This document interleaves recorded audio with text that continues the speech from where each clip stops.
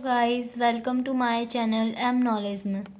तो इस वीडियो में मैं आपको स्टार्ट करवाने वाली हूँ कॉन्स्टिट्यूशन का भाग 3 लेसन नंबर 3 फंडामेंटल राइट्स, मूल अधिकार, जिसमें हमारे आर्टिकल 12 to 35 हैं।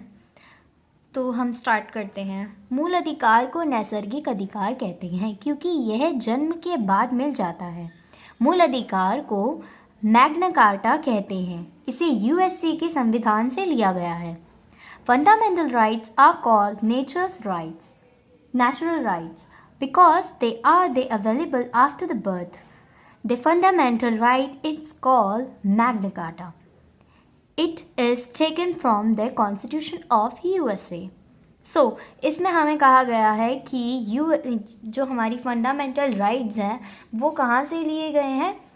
यूएसए के संविधान से लिए गई हैं। और इन्हें क्या कहते हैं? एक जगह पे हिंदी में कहते हैं नैसर्गिक अधिकार और इंग्लिश में कहा जाता है नेचुरल राइट्स, और साथ ही इसे मैग्ना कार्टा भी कहा जाता है। अब हम पढ़ते हैं इसका आर्टिकल नंबर 12। आर्टिकल नंबर 12 अनुच्छेद 12। मूल अधिकार की परिभाषा इस अनुच्छेद के अनुसार राज्य शब्द में सरकार और भारत की संसद, सरकार और राज्यों की विधायिका भारतीय क्षेत्र के भीतर सभी स्थानीय और अन्य प्राधिकरण। Article 12। The constitution of India is of the greatest importance as it defines what is state.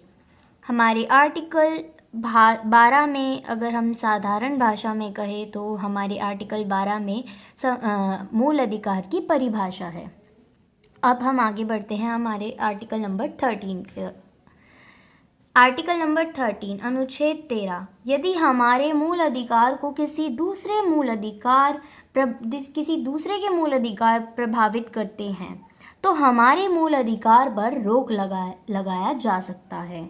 Article 13। The constitution of India specifies which act of the state are regulated by the constitution so that the state does not abuse their power given to it by the constitution.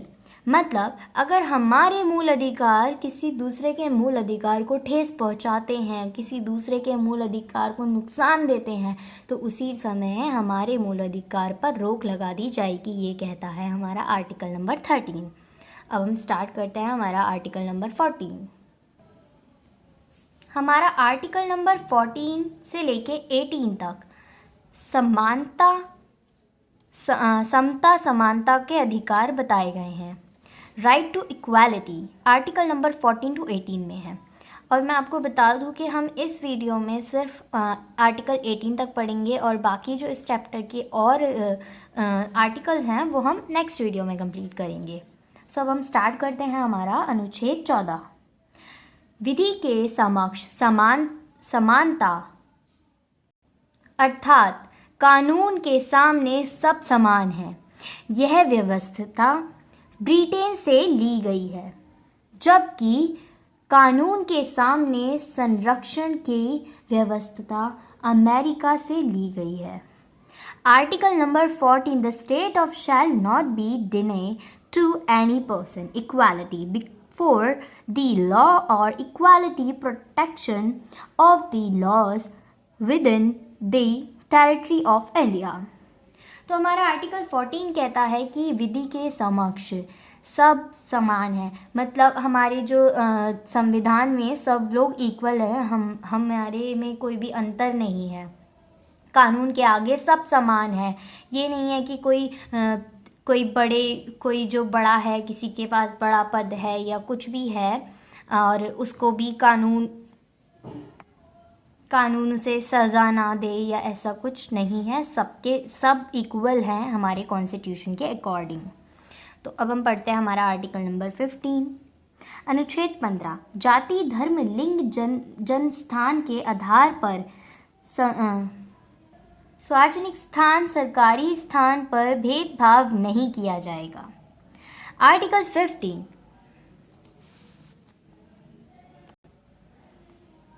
prohibition of discrimination or on grounds of their religion, race, caste, sex or place of birth। हमारा article 15 कहता है कि जाति, धर्म, लिंग इन सब के हिसाब से कोई भी भेदभाव नहीं कर सकता। इसके ऊपर कोई भी किसी से भेदभाव नहीं कर सकता कि हाँ ये इस जाति का है, ये इस धर्म का है, या इसका स्थान इधर, इसका जन्म इधर हुआ है, इसका लिंग ये है। इन सब बातों पे कोई भी किसी से भेदभाव नहीं कर सकता है हर जगह पे। जैसे सरकारी नौकरियों में कोई ऐसे सरकारी जगहों पे या स्थल पे नौकरियों में, या हम अगर किसी सरकारी काम के लिए जा रहे हैं तो ऐसी जगहों पे या कहीं पे भी हमारे कॉन्स्टिट्यूशन कहता है कि जाति, धर्म, लिंग भेद इन सब पे भेदभाव नहीं होगा। आर्टिकल 16 अनुच्छेद 16 लोक निर्वाचन, सरकारी नौकरी की समानता, इनमें पिछड़े वर्ग के लिए कुछ समय आरक्षण किया जाए की चर्चा है। The Constitution guarantee every citizen their right to equality in the public employment। मतलब हमारा आर्टिकल नंबर 16 कहता है कि जो हमारे कुछ पिछड़े हुए वर्ग हैं उनके आरक्षण के लिए चर्चा की जा रही है। यही हमारा 16 आर्टिकल नंबर 16 कहता है। अनुच्छेद 17 अस्पृश्यता मीन्स छुआछूत का अंत।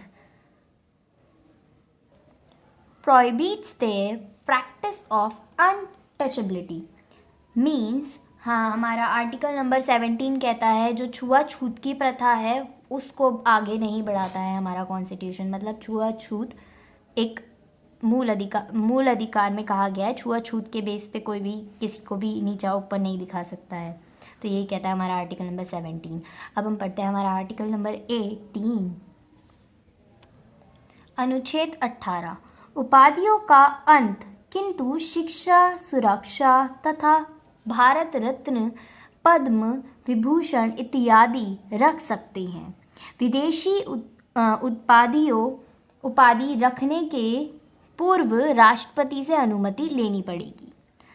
Article 18 that talks about the abolition title. It says no title not being a military or academic distinction shall be conferred by state.